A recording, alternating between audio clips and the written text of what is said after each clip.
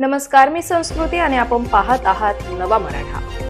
सारसनगर येथील कैलासवासी दामोदर विधाते विद्यालयात बालानंद मेळावा अगदी उत्साहात पार पडला। या मेळाव्याच्या माध्यमातून विद्यार्थ्यांना व्यावहारिक ज्ञानासह आरोग्यासाठी उपयुक्त असलेल्या सकस खाद्यपदार्थांचे धडे गिरवले।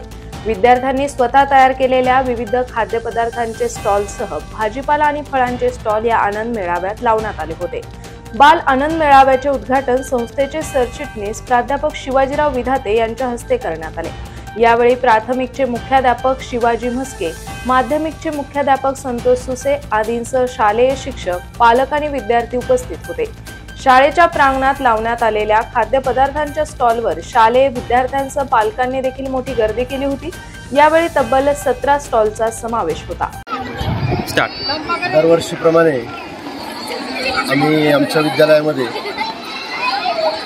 संस्थेचे सरचिटणीस प्राध्यापक शिवाजीराव विधाते यांच्या संकल्पनेतून आम्ही विद्यालयामध्ये बाल आनंद मेळाव्याचं आयोजन करीत असतो। त्यामध्ये विद्यार्थी 5वी ते 10वी एकूण 18 स्टॉल लावलेले आहेत। त्यामध्ये विद्यार्थ्यांना विविध प्रकारचे खाद्यपदार्थ, भाजीपाला, खेळण्याच्या वस्तू, विविध आदी प्रकारचे स्टॉल आहेत। या स्टॉलमध्ये मुलांना 1ली ते 10वीच्या जवळजवळ 500 मुलांना खरेदीचा, देवाणघेवाणीचा आनंद आणि विक्रीचा आनंद, व्यवहाराची सांगड ही सर्व या बालानंद मेळाव्यातून मिळत आहे आणि दरवर्षीप्रमाणे आम्ही याही वर्षी तो यशस्वीपणे आयोजन केलेला आहे।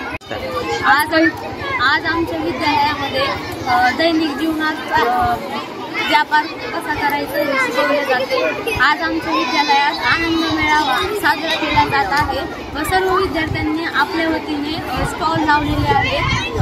गुणाकार, भागाकार, बेरीज, वजाबाकी याचे दैनंदिन ज्ञान मिळत आहे। आम्ही पाणीपुरीचा स्टॉल लावलेला आहे। आज आनंद मेळावा 2024-25 या शैक्षणिक वर्षात आयोजित केलेला आहे। गुणाकार, भागाकार या सर्व ज्ञानमुळे शैक्षणिक ज्ञान या सर्वातून मिळते आहे।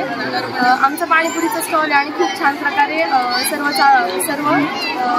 सर्व आनंद घेत आहेत खूप छान प्रकारे। विद्यार्थ्यांच्या निरोगी आरोग्यासाठी सेवाप्रीत सोशल फाउंडेशनच्या माध्यमातून गुलमोहर रोड येथील आनंद विद्यालयात मुला-मुलींच्या सर्व प्रकारच्या रक्ताच्या तपासण्या करण्यात आल्या। विद्यार्थ्यांचे निरोगी आणि सदृढ आरोग्याचा संदेश देत सेवाप्रीतच्या महिलांनी पुढाकार घेऊन लोटस लॅबोरेटरीजच्या सहकार्याने हा उपक्रम राबवला।